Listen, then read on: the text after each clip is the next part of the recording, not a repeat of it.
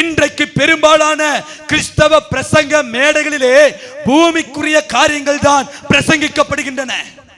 ஒரு சபையில பிரசங்கிக்கப்படுகிற செய்தியுடைய தலைப்புல என்ன தெரியுமா? பணமே வா, தேவன் தங்கத்தை தருவாரா, செல்வத்தின் திறவுகோல், கோடீஸ்வரனாவது எப்படி? எல்லாம் பூமிக்குரிய செய்திகள் தான். பிராஸ்பரிட்டி காஸ்பல், செழிப்பின் உபதேசம், material blessing, material life centre message, பொருட்களை மையப்படுத்தின செய்திகள் தான்.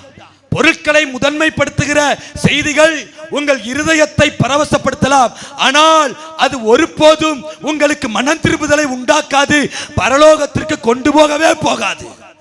பேதுரு அப்போஸ்தலன் பெந்தேகோஸ்தே நாளிலே பிரசங்கிக்கிறான். இருதயத்தில் கேட்டவங்களா இருதயத்தில் குத்தப்பட்டவர்களாகி, சகோதரரே நாங்கள் என்ன செய்ய வேண்டும் கேட்டாங்க.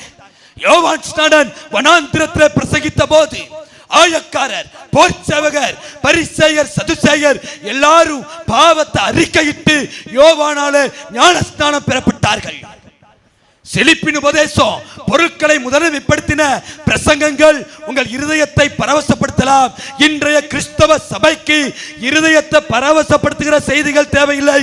இருதயத்தை குத்தி கிழித்து மனம் திரும்புதலையும் பரிசுத்த வாஞ்சையையும் உண்டாக்குகிற பிரசங்கங்களே இன்றைய சபைக்கு தேவை.